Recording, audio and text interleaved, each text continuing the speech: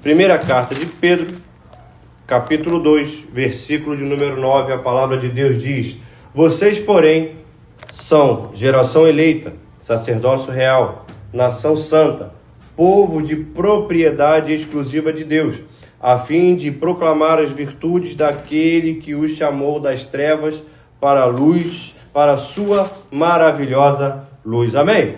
Feche seus olhos aí, curva sua cabeça. Pai querido, nós te louvamos, Pai, te agradecemos pela tua graça, Senhor. Nós, Pai, colocamos diante de ti a nossa vida, Senhor. Nós colocamos diante de ti, Pai, cada vida aqui estabelecida para que o Senhor possa trabalhar em nós, Pai, para louvor da tua glória. Deus querido, nós cremos num Deus que é bom, Pai. Nós cremos num Deus que é todo poderoso. Pai querido, trabalha nas nossas vidas nessa noite, Pai. Desde já nós repreendemos todo ladrão da palavra e declaramos que só o Senhor é rei nesse lugar, e tudo isso nós fazemos em nome de Jesus. E você que crê, diga amém e amém. Você hoje tem uma extrema habilidade em mexer no celular, por exemplo, e consultar diariamente, por várias vezes, as redes sociais que nós somos hoje em dia bombardeados por ela. Muitas vezes nós somos bombardeados até por escolhas nossas, de dioturnamente, mais de uma vez no dia, ficar consultando Instagram, Facebook, TikTok e todas essas redes que existem por aí. Nós temos a possibilidade de, se agora você assim quiser, sacar o celular e ver o que está acontecendo no mundo por aí afora. Nesse interim, nessa situação de consultar as redes sociais, querendo ou não, nós acabamos por ser bombardeados por inúmeras informações. Nós somos bombardeados por informações na tela do celular, na tela do computador. Existem canais de televisão hoje em dia, e há muito tempo eles já estão por aí, hoje em dia se proliferaram, canais que ficam 24 horas por dia dando notícias daquilo que acontece ao nosso redor e em terras até distantes. Tal maneira que essas notícias, essas propagandas chegam até nós com conceitos e preceitos que por vezes acabam por sufocar aquilo que o Evangelho de Jesus Cristo diz para nós. Nós somos expostos tantas e tantas vezes a tantas e tantas coisas que acontecem ao nosso redor, que nós passamos a achar que um determinado tipo de situação é absolutamente normal, enquanto que verdadeiramente não é. Nós chegamos por vezes acessando essas redes sociais, acessando esses canais de televisão e vendo a opinião ali que é derrubada, que é jogada sobre nós. Nós vemos situações que acontecem aqui na nossa esquina, no nosso bairro, que quando aquilo deveria nos causar espanto, por vezes nos causa vibração. Quando, por exemplo, algumas pessoas, não estou dizendo que são todas, olham para o lixamento público de um rapaz que, por exemplo, furtou alguma coisa e alguém chega e espanca aquele cidadão. Isso nos causa certas coisas dentro de nós, alguns repudiam, mas no entanto, de tanto nós sermos expostos a esse tipo de pensamento, a gente acaba olhando para aquela situação e começamos a achar que aquilo é perfeitamente normal, quando não é.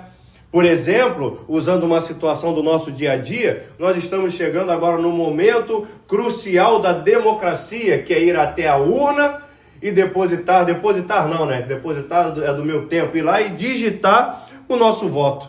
No entanto, nós chegamos num ponto de hoje em dia que a gente já tem consciência e ciência que a gente chega lá para depositar o nosso voto num ladrão.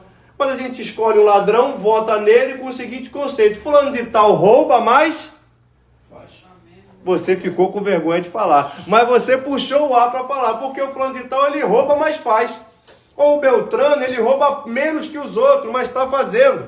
E assim por diante. Nós nos adequamos às situações que estão ao nosso redor, que são absolutamente espantosas, e nós olhamos para aquilo de maneira que se torna natural, até que em um determinado momento aquilo se torna aceitável.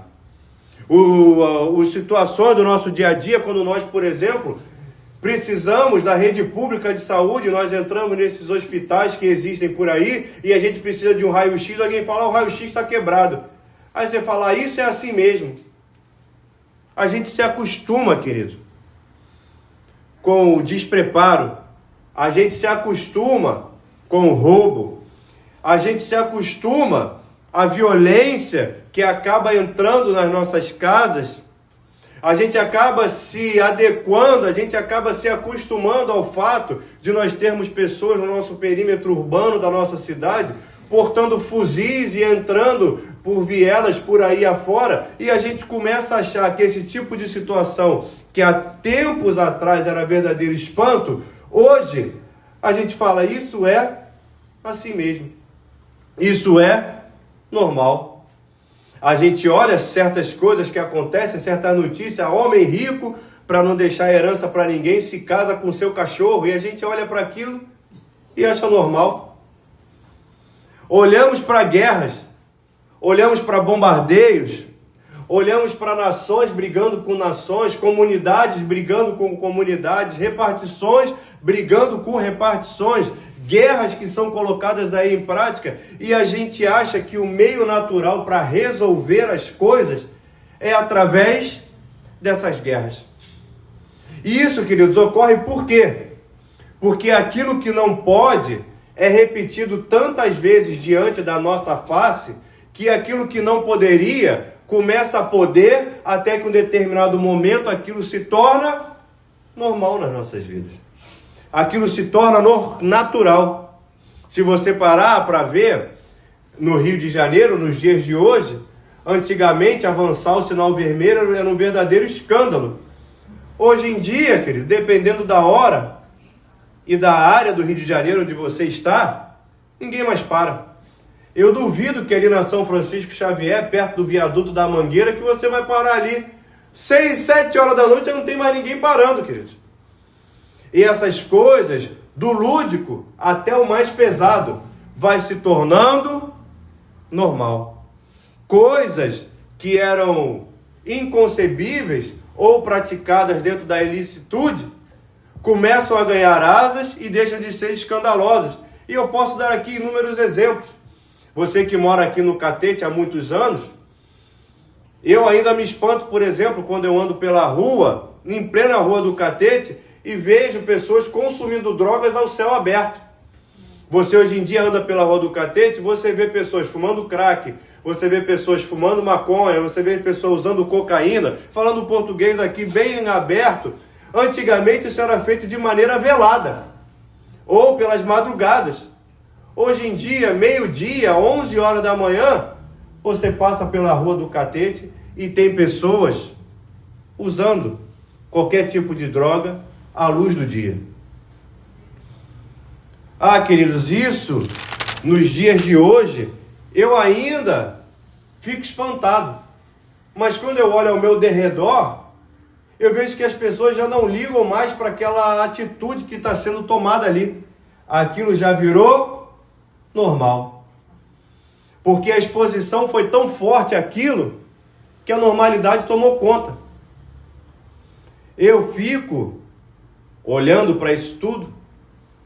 Se nós de repente fôssemos expostos com a mesma veemência ao Evangelho do Senhor Jesus Cristo, nós não estaríamos, isso eu falo como certo, no ponto aonde nós chegamos. Mas é uma cadeia oposta. Nós ficamos dentro da casa de Deus aqui aproximadamente 1 hora. E nós ficamos o resto do tempo expostos a esse tipo de situação. A chegar ao ponto que nós nos acostumamos com o errado.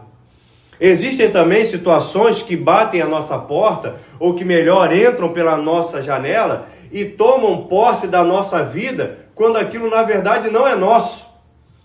Existem sonhos, por exemplo, que nós sonhamos, que a juventude sonha no dia de hoje, que sequer são sonhos delas. São sonhos que foram colocados diante dela como aquilo sendo uma realidade, e hoje em dia elas olham para aquilo como se aquilo fosse o único caminho possível naquela vida. Vou te dar um exemplo bem palpável para que você possa entender. Você olha para o seu celular, olha para a tela do seu celular e sabe-se lá por quê. Você olha, eu vou falar de mim, você olha para ele e fala assim, está na hora de eu trocar esse telefone. E a pergunta que eu faço é, por quê? que está na hora de trocar o telefone. O telefone está funcionando, a tela está ligando, ele recarrega, ele carrega e assim por diante. Aí você fala, não, mas de repente está vendo esse trincadinho aqui no canto da tela? É porque está na hora de trocar.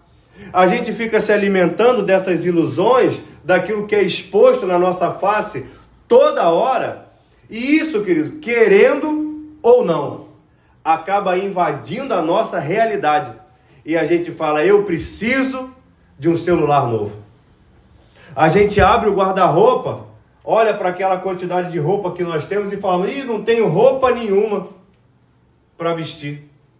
Eu precisava hoje de um casaco branco, mas você tem o amarelo, você tem o cinza, você tem o verde, você tem o rosa, você tem todas as cores do arco-íris. Mas alguém colocou ali na sua mente que você precisava do branco hoje. Conceitos que nós somos expostos, conceitos que nós somos colocados ali como numa vitrine, e a gente fica recebendo aquela carga de informação que a gente precisa, está na hora de um novo, está na hora de trocar, está na hora de fazer de novo, está na hora. E a pergunta que o Espírito Santo quer nos fazer nessa noite é, quem foi que inventou esses conceitos? A gente olha para o nosso carro, você que tem, porque eu não tenho, aí fala, está na hora de trocar esse carro. Mas está na hora de trocar por quê? O carro que você tem não está te levando? Tá. Não está te trazendo? Tá. Mas está na hora de comprar um novo. Por quê? Porque eu vi na promoção que vai ter o feirão aí na televisão e aí está na hora. A pergunta que o Espírito Santo nos faz é, por que está na hora? Por que precisa de um celular novo? Por que a gente precisa se acostumar com aquilo que é errado em detrimento daquilo que é certo? Por quê, queridos? E a explicação para esse tipo de situação que nós enfrentamos é a absoluta falta de exposição à palavra de Deus. Porque quando nós tomamos consciência, por exemplo, vou te fazer uma pergunta simples e direta. Você está vestindo quantas calças hoje? Uma, veja só. Amanhã você vai precisar vestir uma calça. Você vai vestir quantas calças? Uma de novo, veja só. Não estou falando aqui da política do porcão, não, de só ter uma calça só e tal, essas coisas não. Você pode ter duas, que enquanto lava uma, a outra você está usando. Diga amém. Mas para que 37 calças? Me diga. Tem razão. Para que tanta... Abre o armário e cai as calças assim na cara da gente. Se a bem da verdade, queridos, assim como a Saf falava aqui ainda há pouco conosco, tudo que nós temos nessa terra é Deus. Amém. E aí vai chegar o grande dia, que eu preciso te falar uma coisa. Vai chegar um grande dia, que ele demore muito, que você vai estar lá deitadão, dentro do negócio assim de madeira. Aí eu vou te fazer uma pergunta. Quantas calças você vai estar usando dentro daquele negócio? Se bobear, tu não vai estar usando nenhuma, que vão botar de flor até aqui, ó, e você só vai para ver teu rosto. Para quê? 76 pares de sapato. Porque, queridos, alguém falou para você que você tinha que ter 76 pares de sapato, senão você não era feliz. E se bobear foi a Virgínia. Aí você falou, eu preciso comprar aquela maquiagem dela lá, porque senão eu não vou ser feliz se eu não tiver aquela maquiagem da Virgínia. Como é que é o nome da maquiagem da Virgínia? Aí, ó. Tá vendo? É lá de casa. Ai. Se eu não tiver a tal da Whipping, eu não vou ser feliz.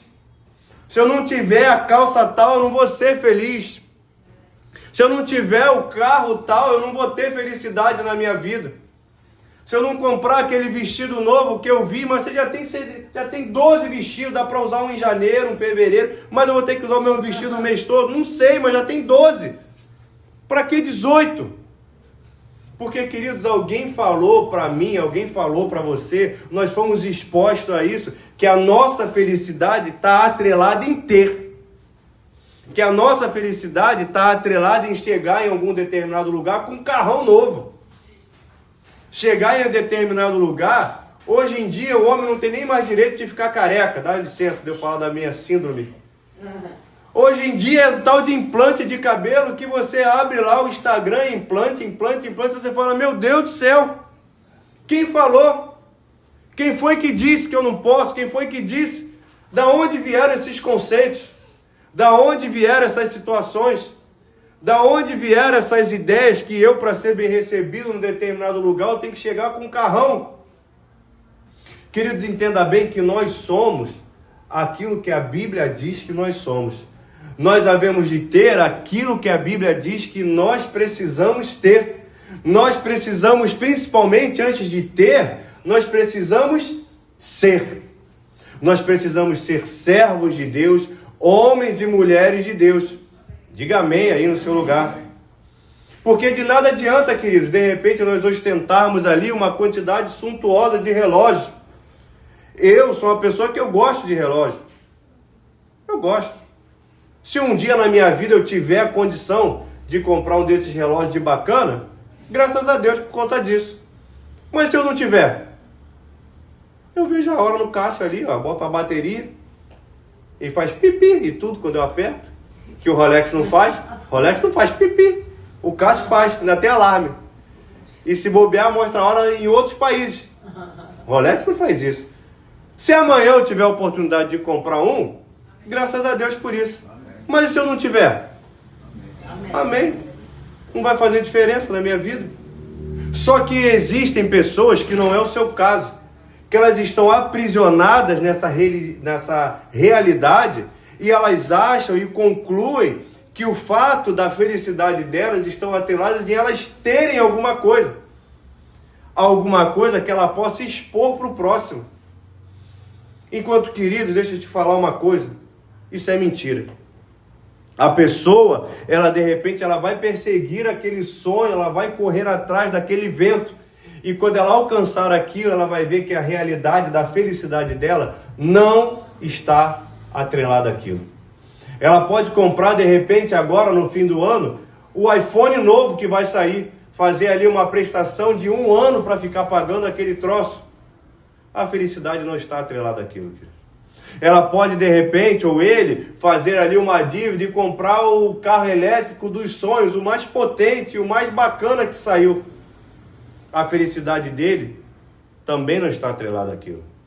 A felicidade daquele homem, daquela mulher, está atrelada a um vazio que existe. E esse vazio, esse que você preencheu com a presença de Jesus Cristo no seu coração.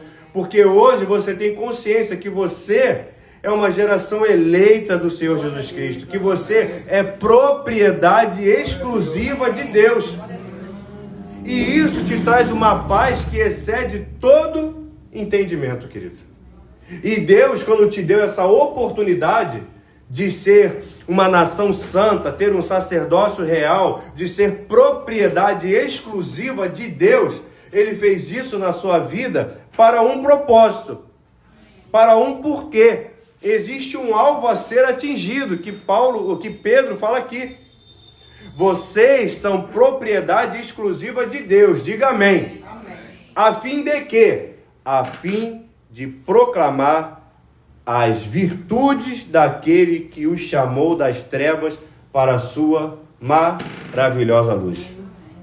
Ah, pastor, muito bacana, mas eu não entendi nada do que você falou. Eu vou falar para você. Deus, Ele te chamou para ser propriedade exclusiva dEle, a fim de que você possa falar para os outros da maravilha que Ele fez na sua vida. Amém. Você pode chegar para aquele cidadão que tem um Rolex. Você conhece alguém que tem um Rolex? Eu não conheço ninguém que tem um Rolex. Não conheço. Mas um dia, quem sabe, eu não conheço.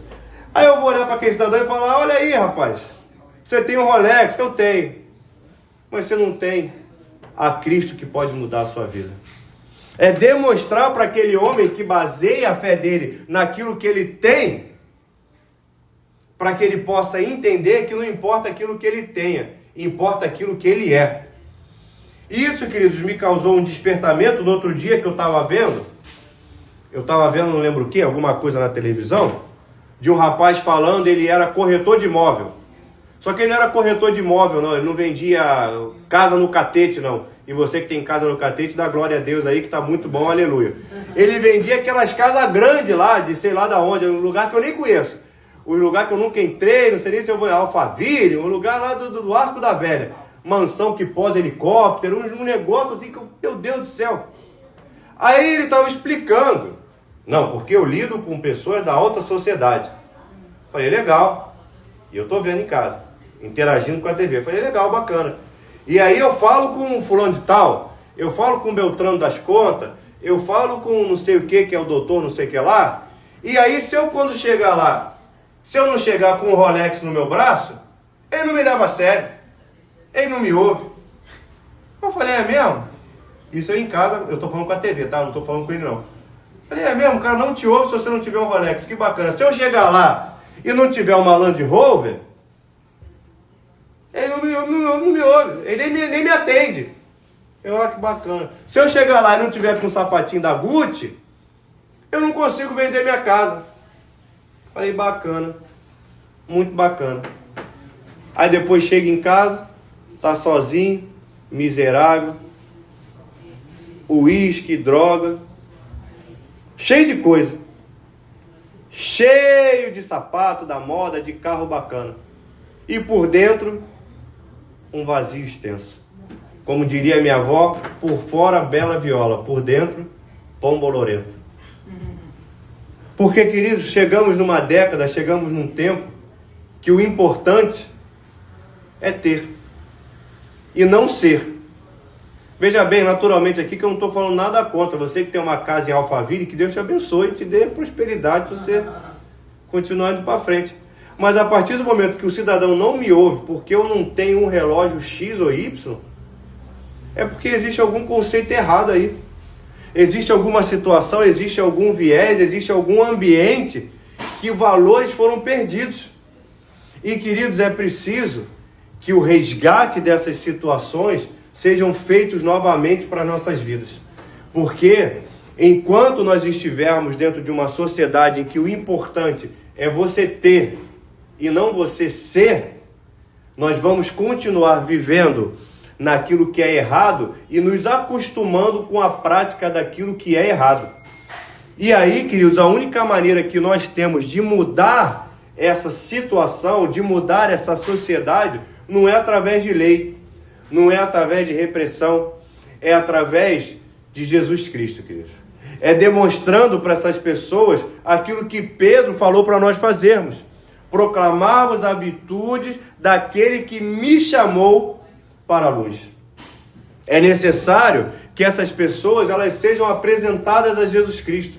É necessário que essas pessoas tenham Jesus Cristo no seu coração. É necessário que essas pessoas entendam que elas precisam de um Cristo todo-poderoso.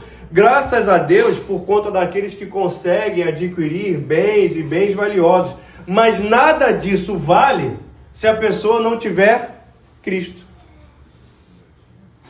Cristo tem que ser a causa primaz dessas situações. Cristo tem que ser o alicerce de todas essas coisas. Porque, queridos, sem Cristo, nada faz sentido. Sem Cristo, são coisas vazias e efêmeras que essas pessoas conseguem cultivar nessa vida. E deixa eu te falar, as pessoas que estão lá fora, que têm contato contigo, que vivem nessa ilusão, elas estão carecendo que alguém fale de Cristo para ela. Elas estão carecendo que alguém diga para ela que, olha, Deus te abençoe e Ele tem um caminho para a sua vida. Elas não precisam, de repente, de uma palavra de confronto, dizendo, esse negócio aí não vale nada. Elas precisam justamente do oposto. Entender que existe algo além daquilo que elas têm. Que elas serem servas de Jesus Cristo. E aí o Espírito Santo, nessa semana que se inicia, ele lança um desafio para mim, um desafio para você. Que desafio é esse, pastor? Que desafio é esse que o Senhor está colocando diante de mim? O Espírito Santo fala, vamos proclamar as virtudes de Cristo. O Espírito Santo nos desafia nessa semana a evangelizar uma pessoa. Ninguém diz amém. O Espírito Santo coloca diante de nós a possibilidade de proclamar o Evangelho e anunciar um caminho que é a verdade e a vida para alguém. E aí, o Espírito Santo, de maneira simples e direta, nos chama nessa semana para um desafio de definirmos um alvo. Como assim, pastor? Uma pessoa específica, para que nós venhamos a evangelizá-la. Uma pessoa. Não estou falando de 10, não. Estou falando de uma. Que você vai chegar para ela e proclamar as virtudes de Cristo. De chegar para aquela pessoa e falar, olha, tem caminho de Deus aí para a sua vida. É obviamente que eu falei aqui de situações que teoricamente são positivas. Tal qual trocar de carro, adquirir um bem novo.